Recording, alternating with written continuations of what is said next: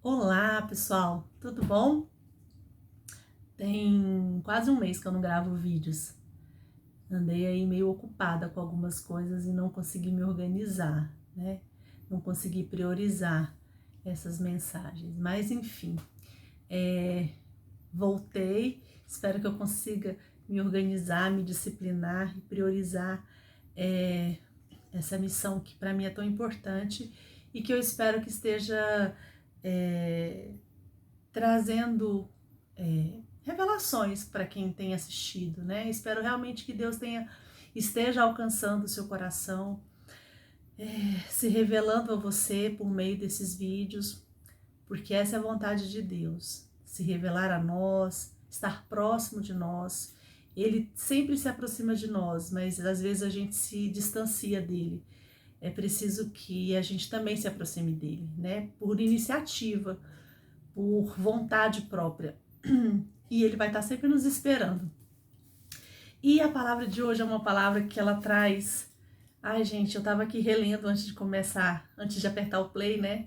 E vendo tanto que Deus é maravilhoso, o quanto a palavra de Deus é completa, o quanto ela é completa em si. É claro que a gente não pode ler a palavra de Deus, a Bíblia, simplesmente a letra, né? Simplesmente o que está escrito aqui. A gente precisa que o Espírito Santo nos traga revelações daquilo que Deus quer nos dizer com aquilo que está escrito. Se a gente lê a Bíblia simplesmente o que está escrito, né, a ferro e fogo, né, ao pé da letra, a gente corre o risco de perder muitas revelações que Deus quer trazer para nós. E eu fiquei muito feliz com as revelações que Deus me trouxe enquanto eu estava lendo essa palavra. Anotei muita coisa porque eu não queria esquecer nada para trazer para vocês. E eu tenho certeza que Deus pode falar muito além do que Ele falou para mim, Ele pode falar para você. Queria que, se você tivesse um tempo, né, que Deus te desse disposição, curiosidade para você ler essa palavra que nós vamos estudar hoje, que está lá em Atos dos Apóstolos. Hoje eu vou contar uma história, né? Vou contar a história da conversão de Saulo, que virou Paulo, né? O apóstolo Paulo, que nós chamamos de apóstolo Paulo, ainda que Paulo não tenha vivido com Jesus, né? Ele viveu na mesma época que Jesus, mas ele não acompanhou Jesus. Por que eu falo que ele viveu na mesma época? Porque ele teve a oportunidade de encontrar com pessoas que viveram com Jesus, né? Os discípulos, Pedro, todos os outros discípulos continuaram o ministério e encontraram e foram contemporâneos de Saulo, que virou Paulo. E Paulo, que para nós evangélicos é simplesmente Paulo, o apóstolo Paulo, para os católicos e para algumas outras religiões é São Paulo, né? O Santo Paulo. E assim, a história de Paulo é muito interessante porque ele realmente virou, né, a chave. Deus virou a chave da vida de Paulo. E hoje ele é um santo para os católicos, ele é um apóstolo para nós evangélicos. Gente, mas Paulo era custoso. O bicho era carne de cabeça, viu?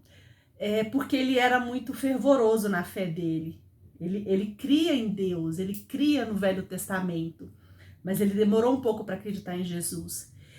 E até que ele acreditasse em Jesus, ele promoveu algumas matanças aos cristãos, né? Ele promoveu perseguições aos cristãos e o cara não virou santo. Interessante isso, né? Eu vou falar um pouco disso também hoje, né? Queria levar essa reflexão. Será que se fosse hoje a gente iria respeitar Paulo? A gente iria transformar Paulo em santo? Ou a gente iria olhar para o passado dele e falar assim, tá aí, ó, mais um que agora diz que é crente. Vivia matando cristão, jogando cristão na cova dos leões, arrastando homens e mulheres de dentro das suas casas porque serviam a Cristo. E agora tá aí, virou crente, virou cristão. E aí a gente vê hoje o tribunal das redes sociais, né? Como será que a gente iria julgar e condenar Paulo nos dias de hoje? Né? Como será que a gente seria diante da história de Paulo, da vida de Paulo, da transformação de vida profunda que Paulo teve? Como será que nós reagiríamos a isso se fosse nos dias de hoje? Será que nos dias de hoje nós seguiríamos Paulo ou nós perseguiríamos Paulo? na sua época, ele encontrou com os dois lados. Ele teve pessoas que o seguiram e ele teve pessoas que o perseguiram. Pra gente ver que isso, né, que esse tribunal, esse julgar, condenar as pessoas, não é de hoje, né, gente? É de sempre. É de desde sempre. O ser humano, ele sempre teve esse ímpeto de ser juiz do mundo. Mas vamos aqui para a história, contar um pouco da história de Paulo, que eu acho muito interessante. Bom, eu gosto sempre de dizer, quando eu falo de Paulo, eu gosto sempre de falar que antes ele se chamava Saulo. E pelo menos até onde eu li, né, lendo aqui o livro de Atos, o primeiro lugar da Bíblia em que Saulo aparece foi numa cena tão terrível, tão triste, que foi no apedrejamento de Estevão. E aí eu faço questão de contextualizar, porque... E aí, gente, sinceramente, pode ser que o vídeo fique um pouco longo, e aí vocês vão me desculpando, mas às vezes a gente fica 2 horas assistindo um filme e não quer ficar 40 minutos assistindo uma palavra que pode trazer salvação para nossa vida, que pode trazer direção. Então hoje, né, depois de um mês sem gravar, eu tô super animada e eu não vou ficar muito preocupada com o tempo, não. Espero que você tenha paciência para ouvir, porque realmente o que eu tenho para falar hoje sobre Saulo, sobre Paulo, pode trazer uma luz para sua vida, né? E eu espero que traga realmente. Então vamos lá. Estevão, ele era um discípulo de Jesus, discípulo dos apóstolos, né? Ele não foi apóstolo. Depois que Jesus morreu, Jesus ficou andando aqui, né, no mundo há algum tempo ainda, apareceu para os discípulos, apareceu para outras pessoas, e aqui Jesus já tinha subido aos céus. Aqui em Atos, Jesus já tinha subido. E Estevão, olha como a Bíblia se refere a Estevão. Ai, gente, que coisa mais linda. A Bíblia fala, ela se refere a Estevão em 2 momentos. Ela fala assim, primeiro, o que acontece? Os discípulos, só para contextualizar, os apóstolos, né, eles começaram a fazer discípulos, começaram a pregar, fazer milagres, aquilo que Jesus já tinha dito. Olha, vocês vão fazer coisas muito maiores do que eu fiz, porque eu estou indo para o Pai e vocês estão ficando aqui. E assim aconteceu. Os apóstolos começaram a fazer milagres, a pregar a palavra, a converter as pessoas ao cristianismo e o número de cristãos foi aumentando. E aí chegou um momento, e aí assim, naquela época, a igreja, não é como a igreja hoje, né, que o pastor tá lá em cima, pleno, o padre tá lá em cima, pleno, e aí e tem as outras pessoas para fazer, os obreiros para fazer pelos membros, pelos discípulos da igreja. Não, naquela época todo mundo colocava a mão na massa.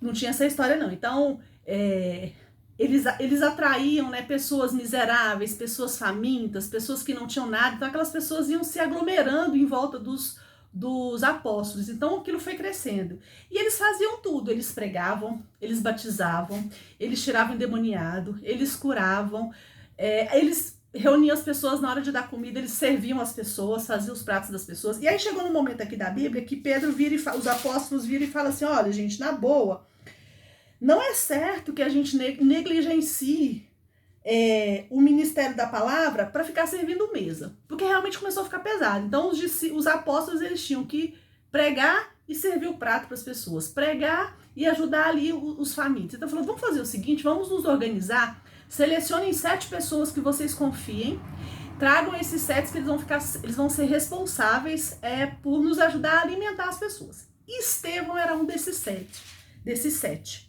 Olha o que a Bíblia fala de Estevão.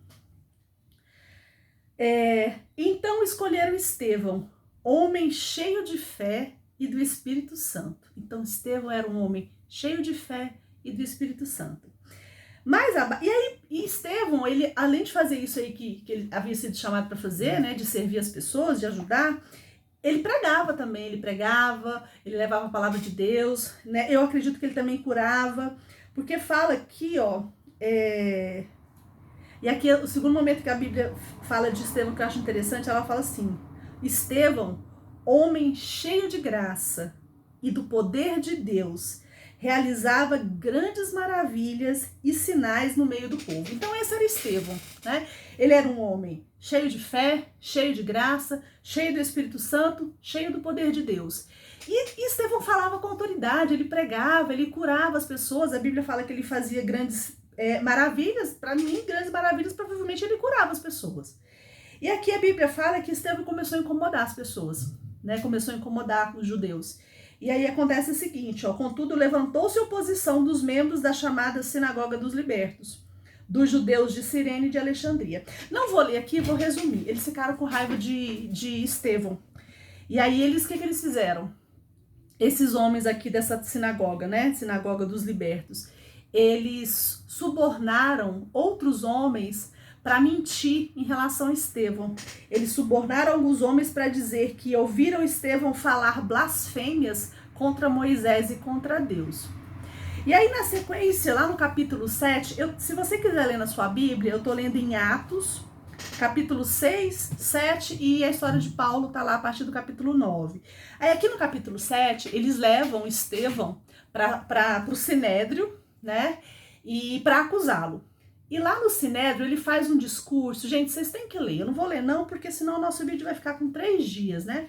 Mas é um discurso lindo, porque ele faz uma retrospectiva. Final de ano é época de retrospectiva, né? Estevão, ele faz uma retrospectiva desde Abraão, né? Da aliança que Deus fez com Abraão. E ele vem narrando esses homens de fé, né? Desde Abraão até Jesus. É lindo, é muito, muito bonito.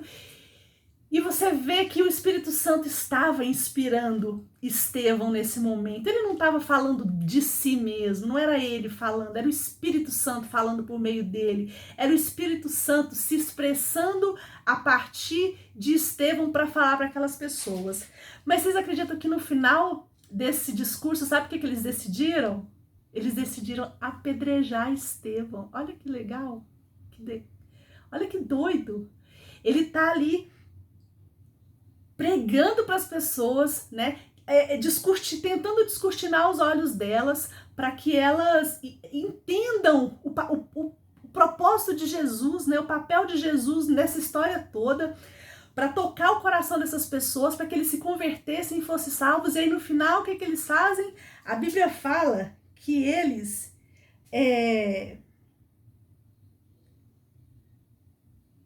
ouvindo isso, ficaram furiosos e rangeram os dentes contra Estevão e resolveram apedrejar Estevão.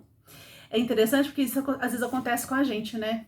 Às vezes a gente fala alguma coisa para uma pessoa, tentando fazer o bem para ela, tentando abrir os olhos dela para que ela não faça nenhuma bobagem.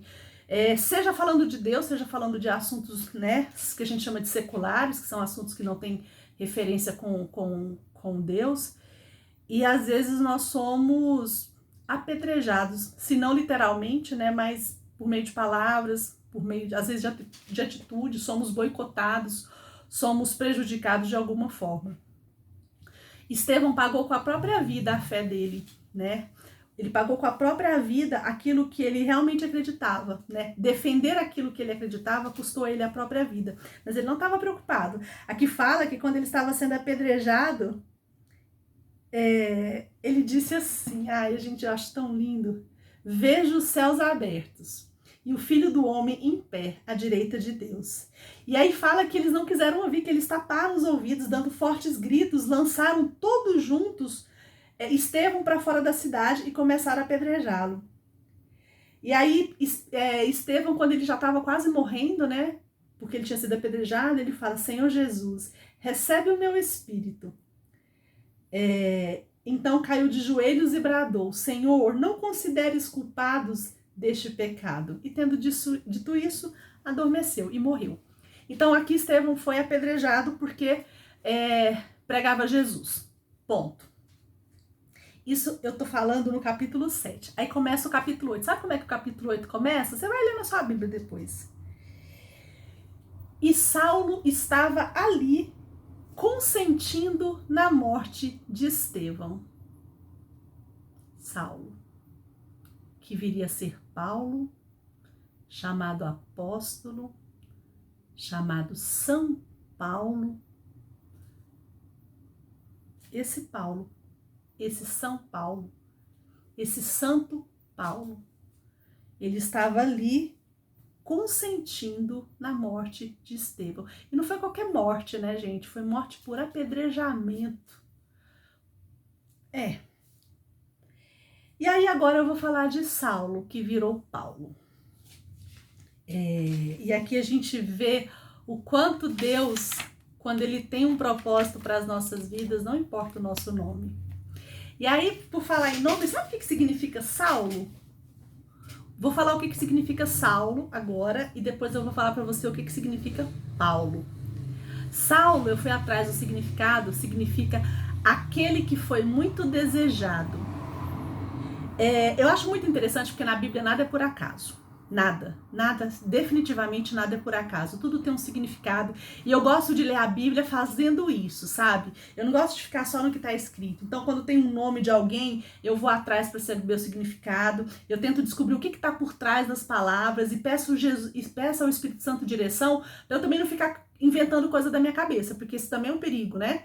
Às vezes eu posso ficar viajando na maionese com coisas que não são aquilo que o Espírito Santo quer me revelar. Então, primeiro a gente pede revelação ao Espírito Santo, pede que o Espírito Santo nos guie, nos oriente, para que a gente veja além das palavras, né? Mas sempre guiado pelo Espírito Santo, para que não seja engano da nossa cabeça. Então, eu fui atrás do significado do nome de Saulo, e significa aquele que foi muito desejado, aquele filho que foi desejado, né? Aquele ser humano que foi desejado. Qual que você acha que é o sentimento de alguém cujo nome significa aquele que foi muito desejado? Porque ao contrário do que acontece hoje, naquela época não se dava um nome para alguém de qualquer jeito. Hoje em dia a gente dá qualquer nome, né? A gente vê cada nome, inclusive, que misericórdia. Quando eu fui dar um nome para minha filha, eu pesquisei o significado do nome, né? O significado do nome dela é purificada por Deus, ou aquela que purifica. Então eu gostava do nome, mas eu fui atrás do significado do nome, porque eu não queria dar só um nome que tivesse uma boa sonoridade, eu queria dar um nome que trouxesse bênção para a vida dela. E aí eu gostei do nome, e quando eu fui ver o significado, eu falei, não, é esse aí mesmo. E tem todo a ver com o contexto que ela nasceu. Então pensa, o que Paulo cresceu com Saulo cresceu com esse nome. Quem é você? Eu sou Saulo, aquele que foi muito desejado. Aquilo ali já mexe, desculpa, com a autoestima da pessoa. Eu fui desejado, eu fui esperado, eu sou especial, eu sou fruto de resposta de oração. Muito provavelmente os pais devem ter orado, né, para a mãe ser mãe de Saulo. Talvez ela tiver. Aqui eu já estou fazendo inferências, são coisas minhas, né? Mas para você dar um nome para uma pessoa de aquele que foi muito desejado, o que você imagina? Eu imagino que a mãe às vezes teve dificuldade para engravidar, né? E talvez a mãe tenha tido ele já um pouco mais velha, porque tentou engravidar e não conseguiu. E quando ele finalmente nasceu, ela pensou: não, esse aqui foi muito desejado, vai se chamar Saulo. E foi uma criança que cresceu naquele ambiente, né? De que foi muito desejado. Então ele deve ter recebido muito carinho, muitos elogios. Saulo, ele recebeu uma boa educação, ele era uma pessoa bem educada, ele foi educado, né, na escola, ele falava mais de um idioma, então ele era um homem culto para aquela época, né? Ele tinha uma cultura geral razoável, acima da média daquela época. Mas vamos lá. O que aconteceu com Saulo então? Então vamos lá no capítulo 9. E aí depois, só contextualizando novamente, depois que aconteceu o apedrejamento de Estevão, aí estourou uma guerra, sabe? Uma guerra no sentido assim, de perseguição contra os cristãos. Aquilo ali foi o estupim, né? Então, muitos dos discípulos se espalharam, né? Evitavam ficar juntos para que eles não fossem identificados tão facilmente. Então, os apóstolos foram para um lado, os discípulos foram para outro e procuravam andar sozinhos ou no máximo em dois, para não chamar a atenção das autoridades, porque os cristãos estavam realmente sendo capturados para serem mortos. E nesse contexto a gente começa o capítulo 9, que é o capítulo que fala da conversão de Paulo. E fala assim, vou ler para vocês. Enquanto isso, Saulo ainda respirava ameaças de morte. Enquanto isso o quê? Enquanto os cristãos eram perseguidos, a Bíblia fala que Saulo respirava ameaças de morte contra os discípulos do Senhor. Gente, o que é respirar ameaça de morte? O que a gente respira? Eu respiro oxigênio. Respiro oxigênio. Mas o que eu respiro também? Eu respiro sonhos, eu respiro querer fazer o meu trabalho, eu respiro a minha vida, eu respiro a minha filha. O respirar algo significa aquilo que traz vida para você, né? Então, o que trazia vida para Saulo naquele momento era matar os cristãos, era matar aquelas pessoas que seguiam o Cristo, que segundo ele era um herege, era um enganador, ele não acreditava ainda que Cristo era filho de Deus. né? Então a Bíblia fala que ele respirava vingança e ameaça de morte contra os cristãos. E aí o que ele fez? Dirigindo-se ao sumo sacerdote, o sumo sacerdote era, imagina na igreja católica, ele era o papa da igreja católica. No caso da religião evangélica, como a gente não tem uma única denominação, nós temos várias denominações, ao contrário do catolicismo, que tem, né, é uma igreja única e que tem o seu representante máximo. Na igreja evangélica não, são várias igrejas, cada igreja tem um pastor. Mas o sumo sacerdote é o representante máximo daquela igreja, né, daquela religião. Então ele se dirigiu ao sumo sacerdote pedindo-lhe cartas para as sinagogas de Damasco, de maneira que, caso encontrasse ali homens ou mulheres que pertencessem ao caminho, ou seja, que seguissem a Cristo, pudesse levá-los presos para Jerusalém. Então ele pediu para o sumo sacerdote dar a eles cartas que autorizavam Saulo a prender qualquer pessoa que se dissesse discípulo de Jesus, porque ele queria acabar com os cristãos. A Bíblia fala que ele respirava ameaças de morte contra os cristãos. Ele dormia e acordava pensando em destruir os cristãos. E assim ele fazia, ele capturava, ele lançava nas covas dos leões, que era a forma como os cristãos morriam naquela época, né? Eram castigados naquela época. E aí ele fala aqui, a Bíblia fala ainda assim,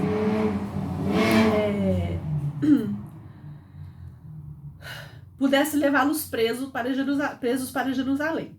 Em sua viagem, quando se aproximava de Damasco, de repente brilhou ao seu redor uma luz vinda do céu.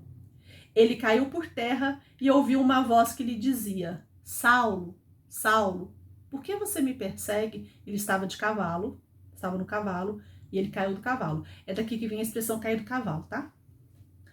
Saulo perguntou: Quem és tu, Senhor? Ele respondeu: Eu sou Jesus, a quem você persegue. Levante-se, entra na cidade, alguém dirá o que você deve fazer. Os homens que viajavam com Saulo pararam emudecidos, ou seja, eles não conseguiam falar.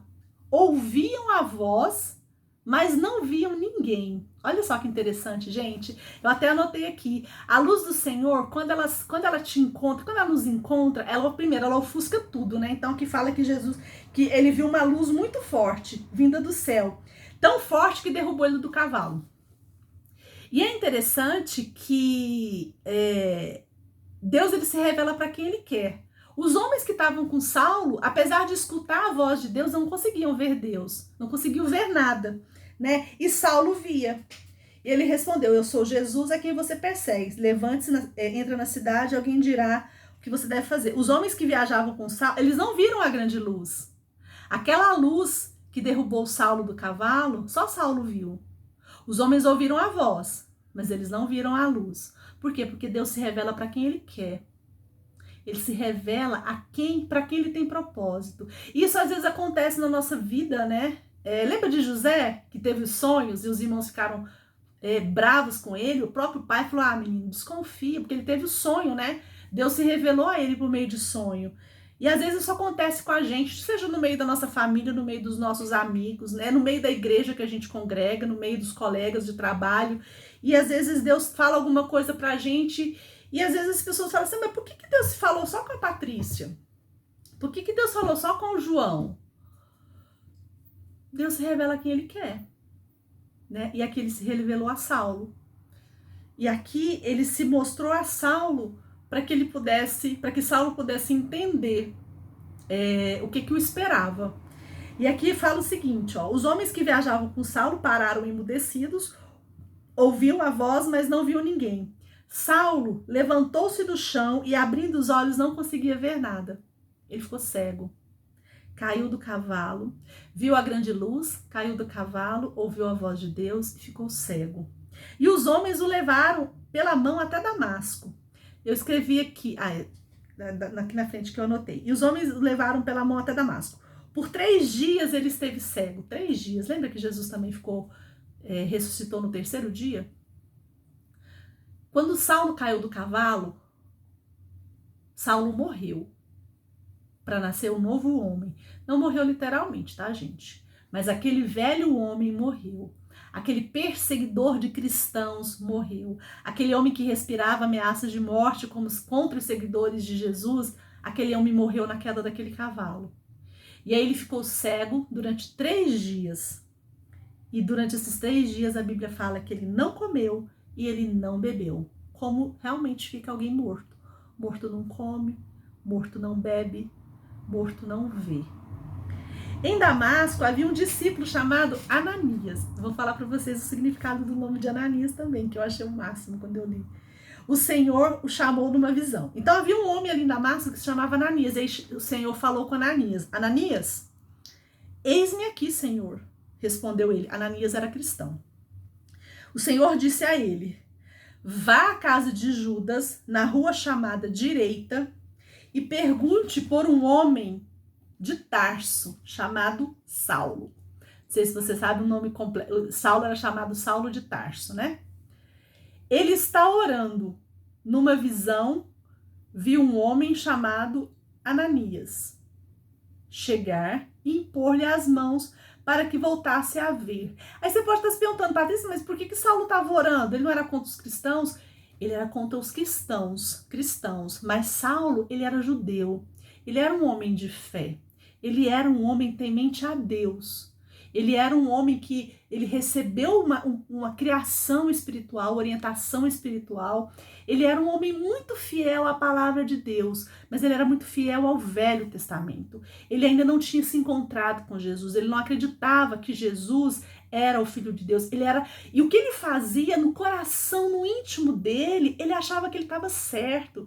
Ele não era um assassino qualquer. Ele não matava cristãos apenas por perversidade. Ele matava cristãos porque ele acreditava no fundo do coração dele que os cristãos estavam desonrando a palavra de Deus, estavam desonrando a pessoa do Senhor, que Cristo era um mentiroso, porque estava desonrando os profetas, desonrando a Deus. Então, Saulo, ele estava cego, mas no seu coração ele estava certo.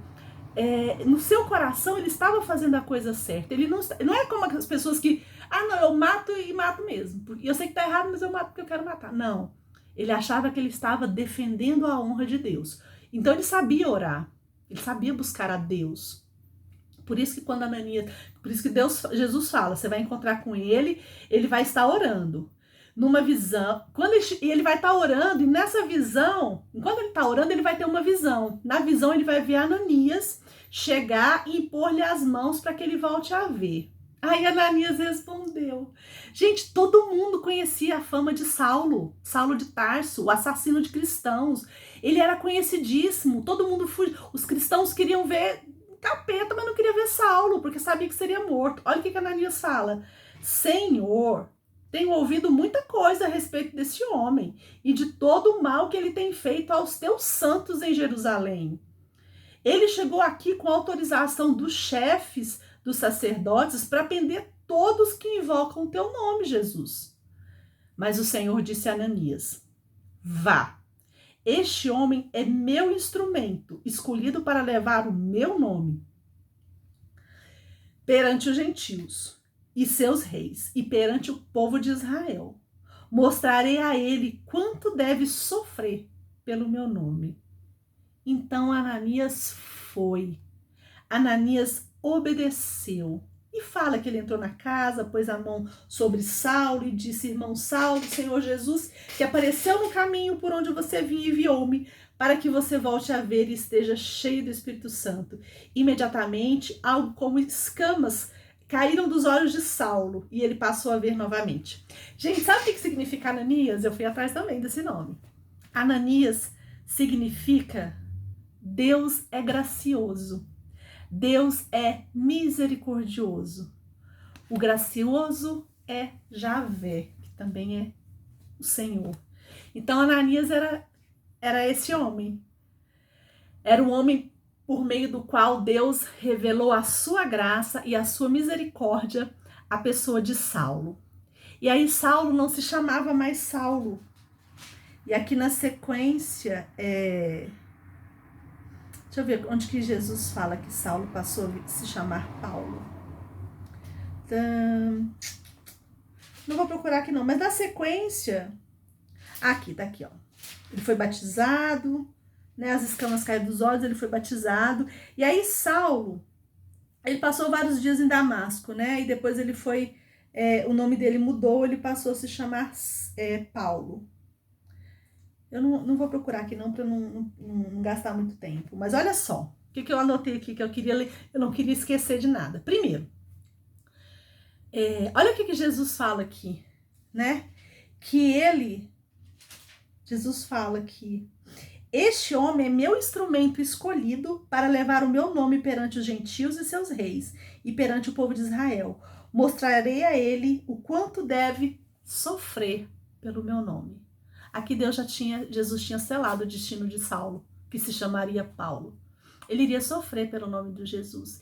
E aí, gente, aquela mesma perseverança, aquele mesmo comportamento implacável, aquela mesma obstinação que Saulo tinha para perseguir os cristãos que ele acreditava estavam blasfemando o nome de Deus, com aquela mesma determinação, Saulo passou a seguir Jesus.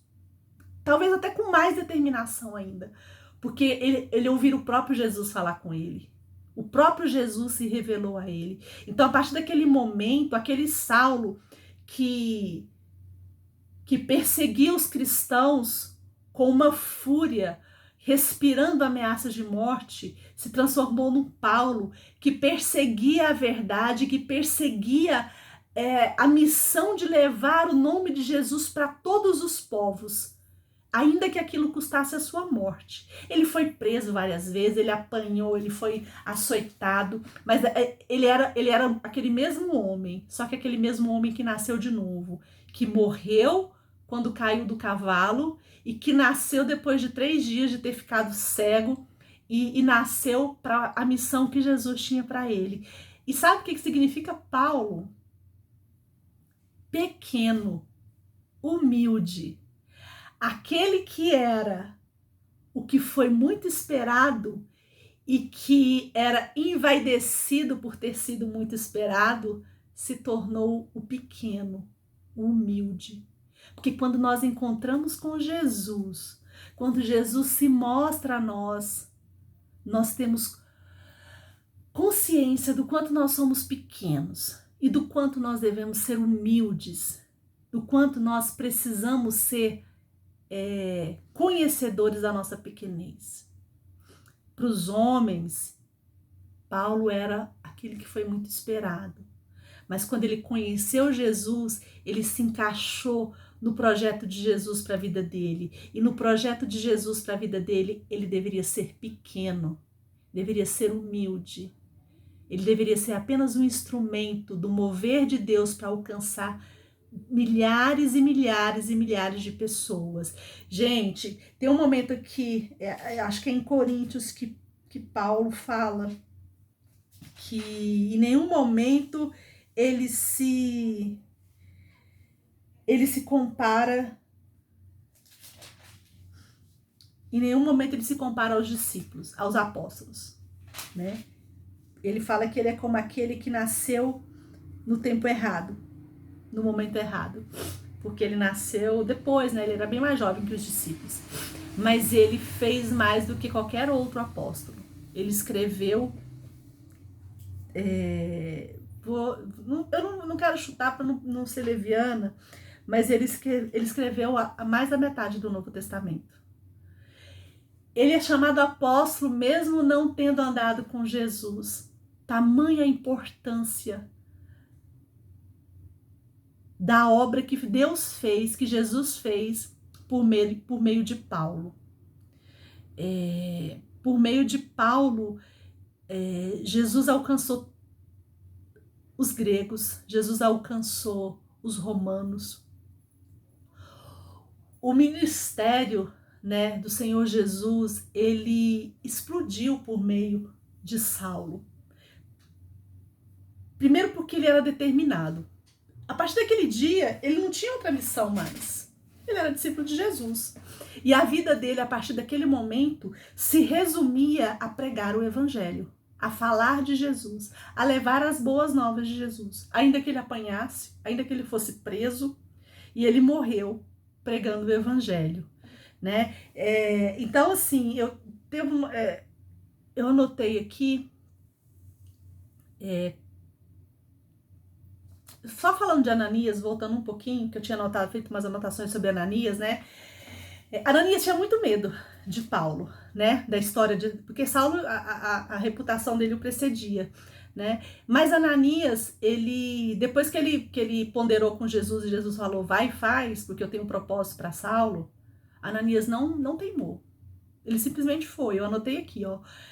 Ananias foi canal de bênção na vida de Saulo. Quando Deus nos chama, nós temos a opção de dizer sim ou não. Ananias podia ter dito não. Deus ia arrumar outra pessoa. Mas a gente sempre pode dizer não para Deus. A gente sempre pode dizer sim, a gente sempre pode dizer não. Mas que Deus nos dê graça para que nós digamos sim para Ele, né? Para que a gente possa ser canal de bênção na vida das outras pessoas por meio do sim que nós dizemos para Deus. Talvez o medo nos domine, mas Deus capacita aqueles a quem Ele chama e fortalece e nos dá a direção. Ananias temeu, mas mesmo temendo, ele confiou, né? Confiou que Jesus tinha um propósito para a vida de Paulo. E olha só, Paulo ele foi criticado e questionado por causa do seu passado. Porque aí quando ele chegou, gente, olha que engraçado. Todo mundo conhecia a fama de Saulo, né? Ele mudou de nome, mas a cara dele continua a mesma. Quando ele chegava nos lugares, as pessoas sabiam quem era, sabia que ele era.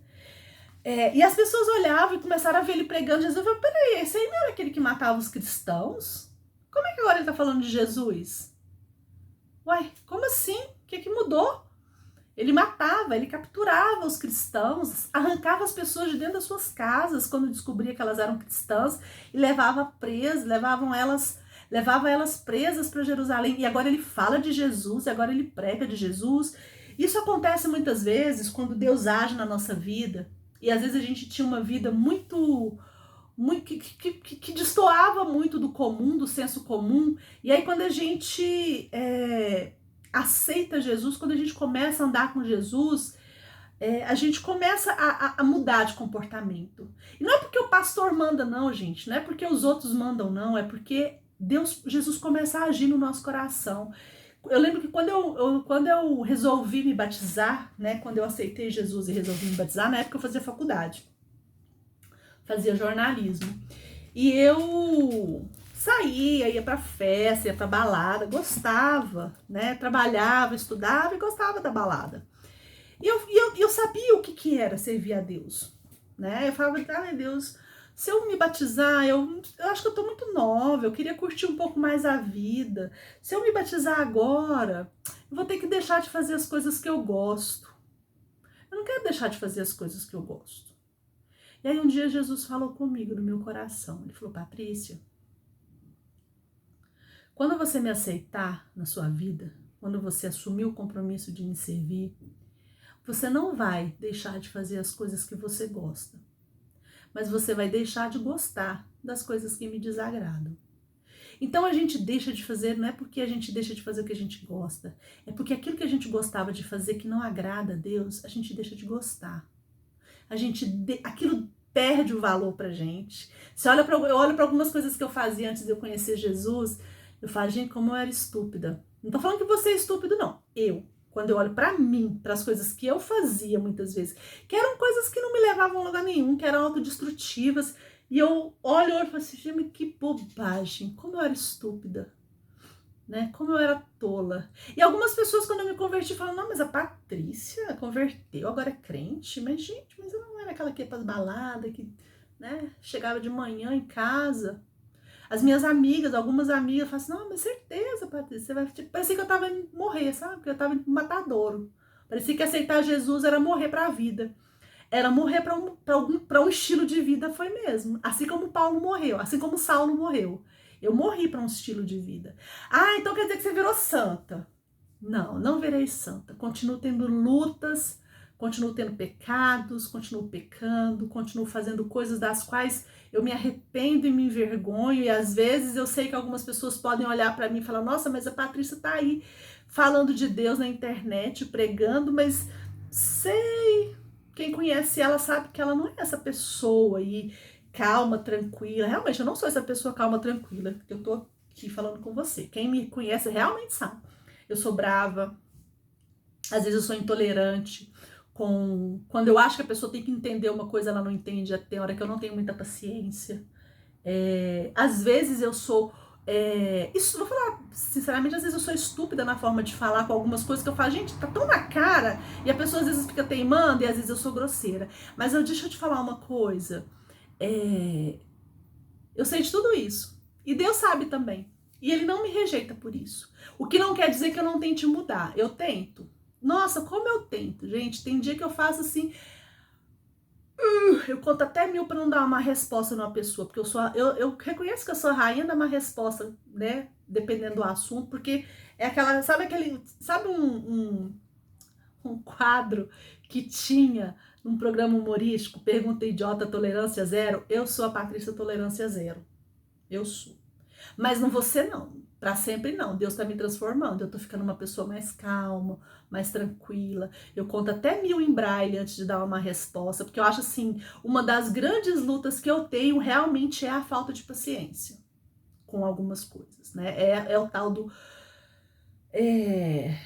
Pergunta Idiota, Tolerância Zero. E eu não tenho orgulho disso, de forma alguma. Não tenho, não mesmo. E Deus tem me tratado nisso, eu tenho buscado. Então, assim, assim como as pessoas olhavam para Paulo e criticavam ele, falavam assim, não, mas esse aí não era aquele que matava as pessoas, que matava os cristãos, e agora tá aí pagando de cristão, pagando de discípulo. Às vezes acontece quando a gente busca Jesus, quando a gente encontra, as pessoas vão te criticar, falando, mas fulano traía a mulher, agora é crente. Fulano enchia a cara, caía bêbado na rua, agora é crente.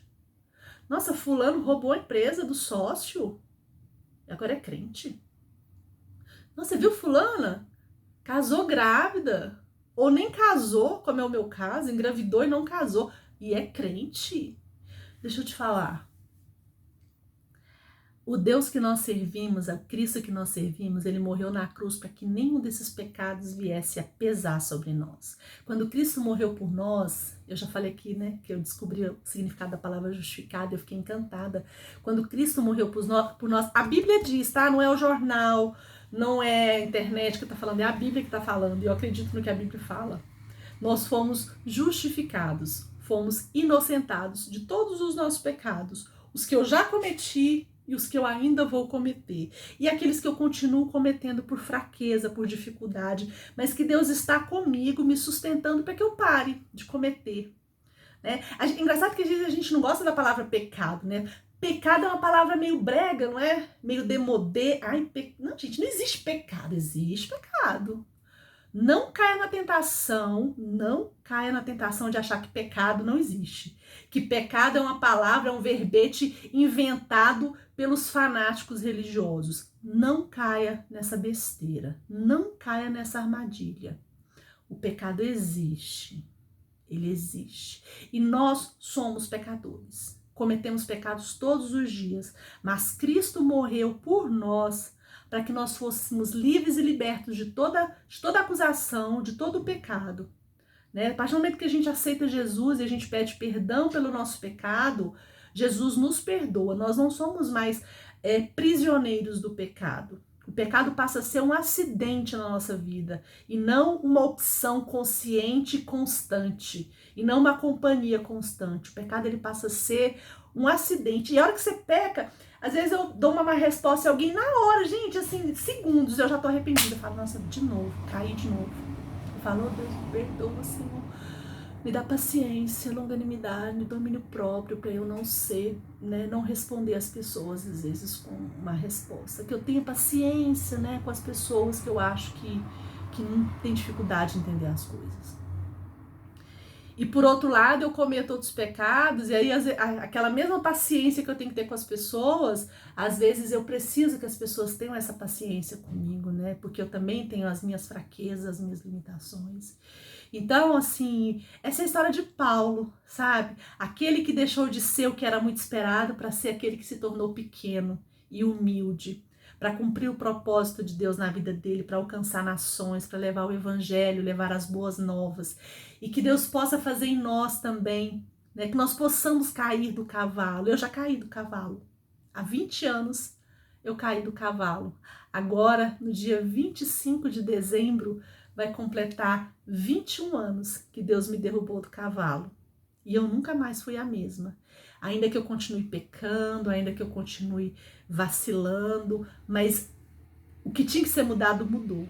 A mudança eterna que deveria acontecer, que vai mudar a minha eternidade, essa mudança já aconteceu. E eu posso contar com o Senhor, com a ajuda do Senhor, para me sustentar quando eu estiver caindo, quando eu estiver à beira do precipício, à beira de cometer mais um pecado. Eu posso contar com a misericórdia de Jesus, com o perdão dele. E você também pode contar com isso. Basta você buscá-lo, aceitar Jesus como Senhor e Salvador da sua vida, crer nele e buscá-lo e conhecê-lo, né? Buscar a companhia dele, de Deus, do Espírito Santo, porque ele está disponível para nós, para os seus filhos, somos seus filhos amados. Jesus morreu na cruz para que nós fôssemos libertos de todo o pecado, de toda a condenação, para nos justificar, para nos inocentar, assim como ele fez com Saulo, que virou Paulo. Sabe o que eu desejo para você em 2021? E a gente já entra naquele clima, né? De final de ano, de pensar o futuro, de fazer planos. A única coisa que eu desejo para você, para 2021, é que Jesus derrube você do cavalo. Que a luz dele brilhe na sua direção. E que quando você abrir os seus olhos, você tenha recebido ele como Senhor e Salvador da sua vida e que você possa ser canal de bênção nas vidas em 2021, 2022, 2023, até que Jesus volte. Em nome de Jesus.